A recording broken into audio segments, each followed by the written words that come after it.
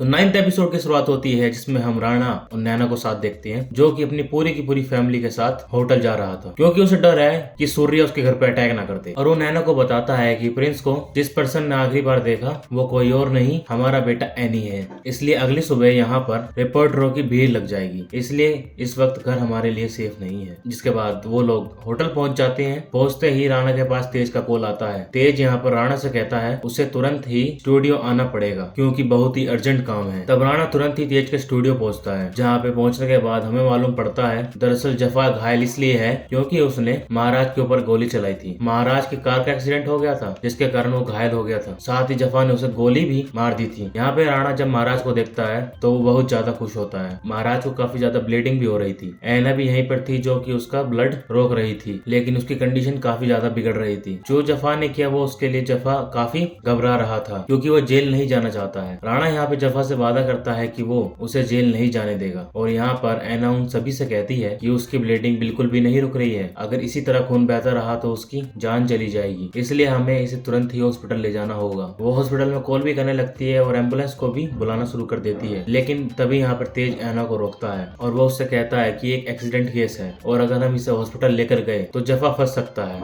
लेकिन हम उसे हॉस्पिटल जरूर लेकर जाएंगे। ये सुनने के बाद ऐना यहाँ से चली जाती है और फिर राणा महाराज के पास आता है और वो उससे कहता है कि तूने जो हम लोग के साथ किया है तुझे उसकी सजा मिल रही है। लेकिन यहाँ पे महाराज राणा से कहता है उसे सारी सजा मंजूर है लेकिन उसे प्लीज हॉस्पिटल ले चलो। तब राणा उससे कहता है हम तुझे इतनी आसानी से मरने नहीं देंगे। और यहाँ नागा जफा के घर में बैठा हुआ था, तभी यहाँ पर पुलिस आ जाती है। दरअसल पुलिस को शक है कि प्रिंस रेड्डी को उसी ने मारा है और यहाँ पे वो लोग नागा से पूछताछ करने लगते हैं क्योंकि नागा प्रिंस रेड्डी से अक्सर मिलता था। और सबसे बड़ी बात तो ये कि नागा 15 सालों से जेल में बंद था तो उन्हें कहीं न कहीं नागा के ऊपर ज्यादा शक था। लेकिन नागा उन्हें बताता है कि कल रात वो यहीं पर था और वो एक लड़की के साथ था। तो पुलिस वाले नागा से कहते हैं कि वो उस रात जिस लड़की के साथ थे उसे पुलिस स्टेशन में लेके आओ क्योंकि उसकी गवाही ली जाएगी। जिसके बाद नागा तुरंत ही चिंकी के पास कॉल करता है क्योंकि वही गवाही दे सकती है। और यहाँ राणा जफा से शुरू से आखिरी तक पूछता है कि आखिर वहाँ पर क्या हुआ था, जिस पर कि जफा उससे बताता है कि जब उसे मालूम पड़ा कि महाराज मुंबई आए हैं तो उसे मारने के लिए चला गया, लेकिन उसके हाथ से गलती से गोली चल गई थी। साथ ही वो उसे ये भी बताता है जब उसका एक्सीडेंट हुआ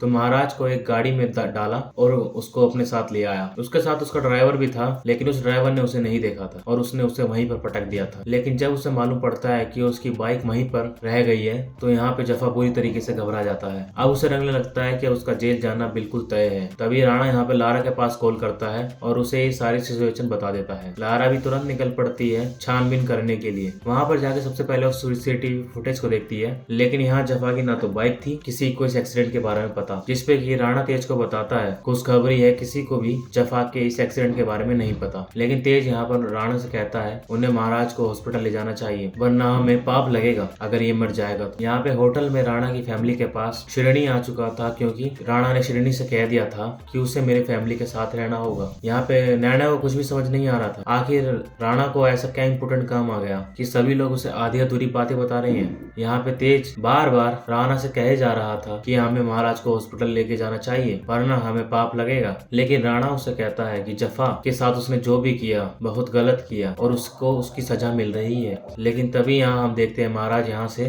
भागने की कोशिश करने लगता है। जफा उसे खींचता है, जिसके बाद राणा और तेज आके उसे ले जाने लगते हैं। लेकिन तभी यहाँ पर अर्जुन आ जाता है। अर्जुन ये देख के पूरी तरीके से डर जाता है कि ये क्या हो रहा है। यहाँ पे राणा तेज से कहता है क्या ये दरवाजा खुला था, जिसपे कि तेज उससे कहता है कि नागा ने एक चाबी अर्जुन को भी दे दी थी इसलिए वो यहाँ पर आ सकता है। जिसके बाद वो लोग महाराज को एक सोफे पर लेटा देते हैं क्योंकि उसकी ब्लीडिंग काफी हो रही थी। जिसके बाद राणा अर्जुन से कहता है कि तू भी एक नायडू है और अब से तू हमारा भाई है, इसलिए जफा को बचाना होगा और उसे वॉशरूम पूरा क्लियर करना होगा क्योंकि वहाँ पर बहुत ज्यादा खून है। और यहाँ पे तेज राणा से कहता है कि हमें उसे हॉस्पिटल ले जाना होगा, अगर वो मर गया तो बहुत बड़ी प्रॉब्लम हो सकती है। जिसपे कि राणा उसे कहता है अगर हम उसे हॉस्पिटल लेके गए तो जफा जेल जा सकता है। जिसपे कि तेज राणा से कहता है जफा की जगह पर मैं जेल चला जाऊंगा। और तभी हम देखते हैं महाराज जफा को मनाने की कोशिश करता है कि उसे हॉस्पिटल ले जाए और महाराज यहाँ पे जफा को मनाते मनाते उसको हाथ भी फेरने लगता है। तभी ये सीन दूर से हमारा राणा देख लेता है और राणा को ये देखकर बहुत ज्यादा गुस्सा आता है और वो तुरंत ही महाराज के पास जाकर और उसे बेरहमी से पीटना चालू कर देता है।